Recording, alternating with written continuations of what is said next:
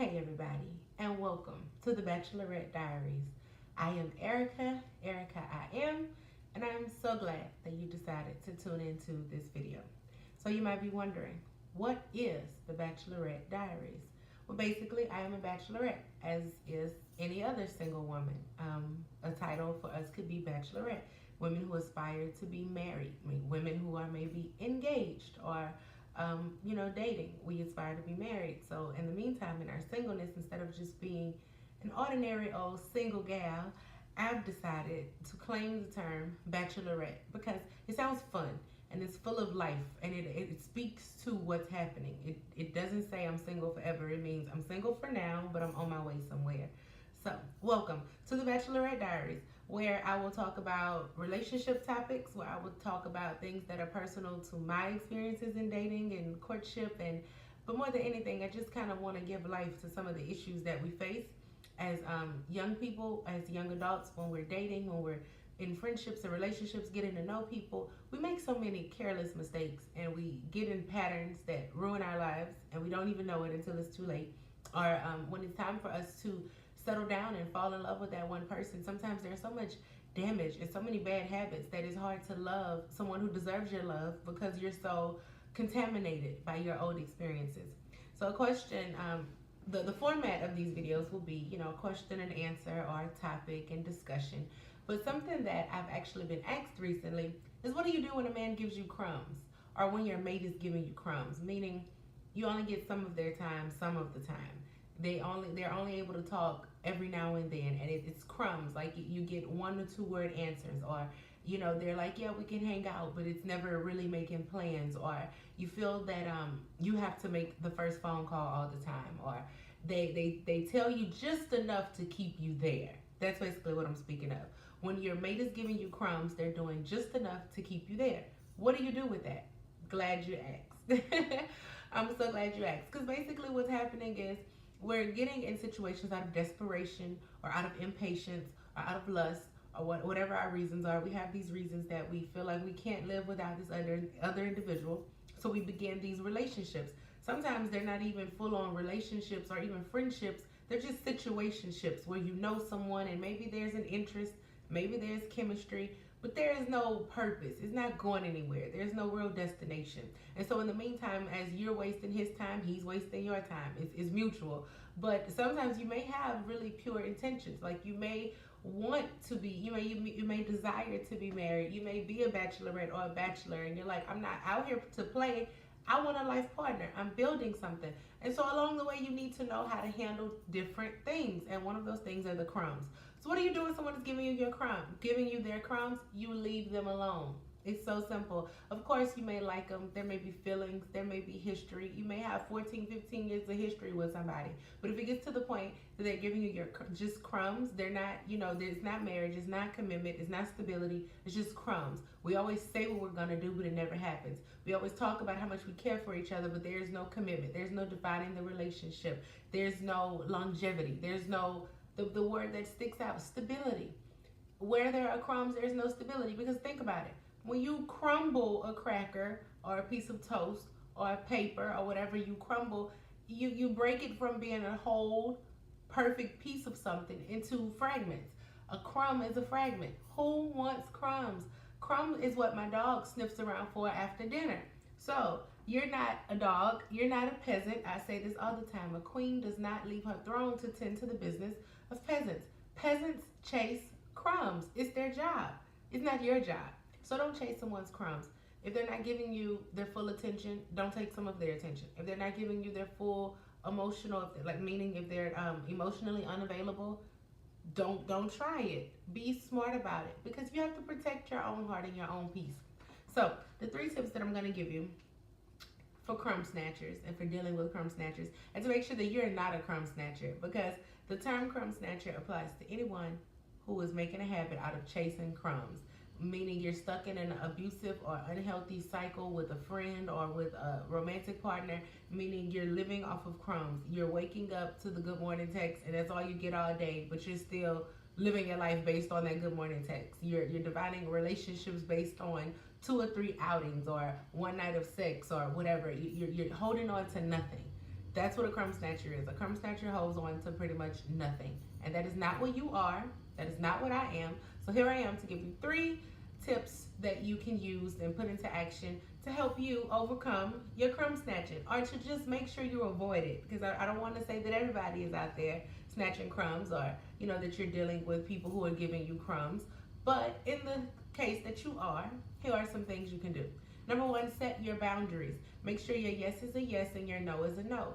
If you are looking for a commitment, you don't have time for someone who's just playing around. If it is a husband or a wife that you seek, you don't have time for a friend or a boo or a bae.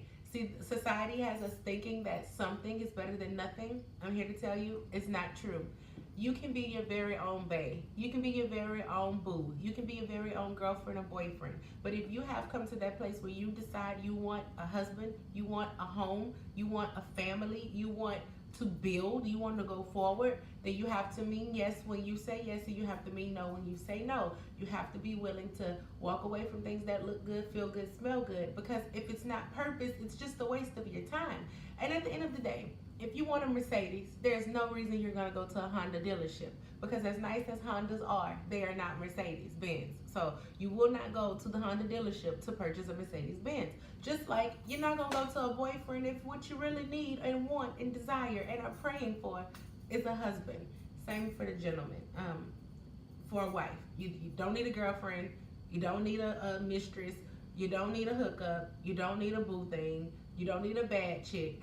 If you want a wife, that's just how it goes. So you have to make sure your yes mean yes and your no mean no. Second, self-love. Self-love really should have been number 1. I say this in pretty much every video, every post that I put out there. Self-love is extremely important because number 1, you are with yourself from the day you're born to the day you die. You spend more time with yourself than you will with any other thing or person on this entire planet. If you can't enjoy your own company, how can you enjoy anything else? Furthermore, if you don't know yourself, how can you even know what kind of relationship you want to be in or what kind of person you want to be with? So focus on self-love. Take yourself out. Get dressed for yourself. Take a picture for yourself. Compliment yourself. Spend some time with yourself. Write yourself a letter. Do something sweet for yourself instead of waiting for mom or dad or brother or sister or boyfriend or best friend or boo, bae. Instead of waiting for them to come along, do it for yourself and see how much better, how good you feel knowing that you are loyal to you. You are not betraying you. You are not lying to you. You are not wasting your own time.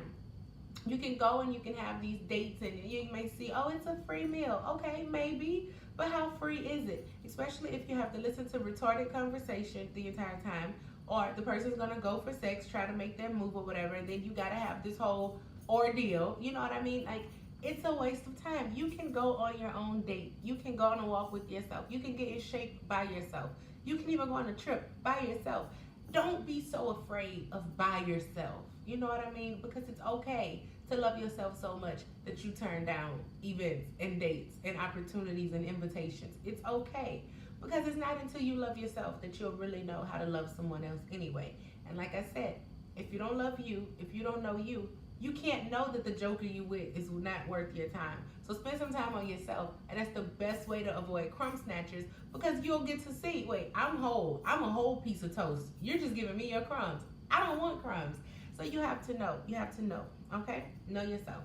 Lastly, be intentional. And this pretty much is a wrap up of everything I've said. Why are you doing what you're doing? If you don't know why you're dating, if you don't know why you're on the phone talking to people, if you don't know why you're exchanging pictures and your favorite color and your favorite movie and exchanging your life story with people, if you don't know why, stop doing it. Period. If you don't know why you're on that date, don't go. If it's a job, if you don't know why you're there, don't do it. Don't sign up for something just for the sake of whatever the benefit is supposed to be. Meaning, don't go get a job just because the salary is high. Don't get in a relationship just because the person is pretty. Don't go and marry somebody just because they have a certain amount of money. Stop making life decisions based on vanity and things that don't matter. Be intentional. If you intend to do something great in this earth, you have to know that every relationship you enter into must be productive. Because if it's not, what you plan to do in the earth is going to be compromised. You have to know, I'm on a mission. You're either with me or against me. And it's okay that sometimes the people you love may feel like they're against you. It's not that they hate you or they're against you as a person, but their purpose just isn't your purpose. And that's okay. Be intentional, especially in dating relationships, because it don't take but 2 or 3 seconds of sex to make a baby. And once that baby is here, it's your DNA and the other person's DNA. It's your responsibility and the other person's responsibility. A one-night stand turns into an 18-year situation or longer, because, I mean, babies, after they're adults, you're still their parents. My point here is, don't make decisions based on what you feel in the moment if you are intending to have another outcome. If I am intending to purchase a Mercedes-Benz, I will not pull up at Honda. Honda can't give me what I need. Honda could give me a great car. It may look good, smell good. But if I intend to be the owner of a Mercedes-Benz, I will not, cannot purchase and settle for a Honda. It's a contradiction. So be intentional. Why are you on this date? Why are you on this phone? If your goal is to get married, then nah, you don't need to Netflix and chill every night.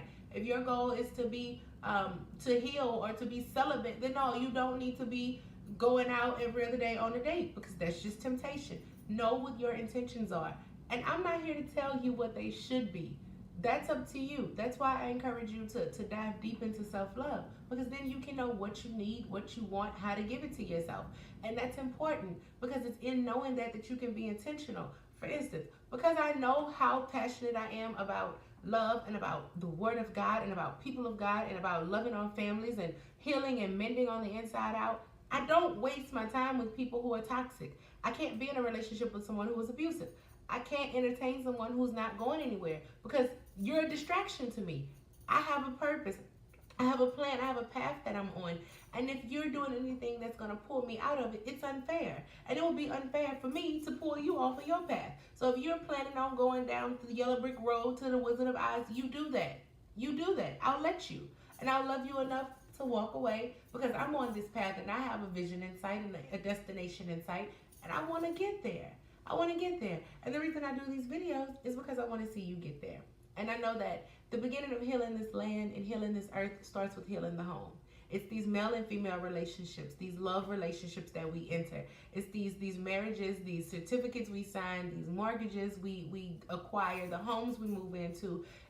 That's the thread of our entire earth, of our entire planet. We are the thread. And if our relationships start wrong, the families start wrong, and that's just what it is. So I'm here speaking to you as a bachelorette before you're in a relationship, before you're in the marriage, before you're pregnant, before the baby's here, before the mother-in-law enters the picture, to help you get your heart and your mind and your soul on one accord.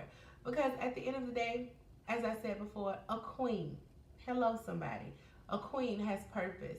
She has integrity. She has dignity, strength, majesty. You call her your majesty, your honor. She's honored.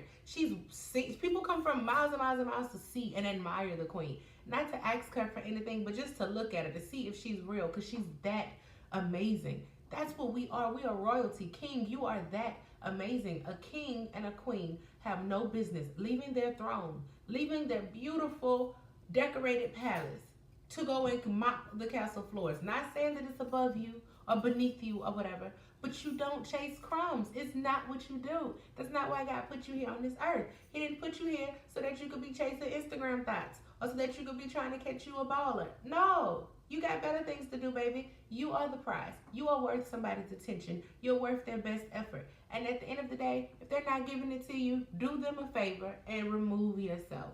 Period. Okay? So this has been the Bachelorette Diaries. And again, we were speaking on crumb snatchers. What do you do when somebody's giving you their crumbs? You leave them and their crumbs in the closet and let the ants get them.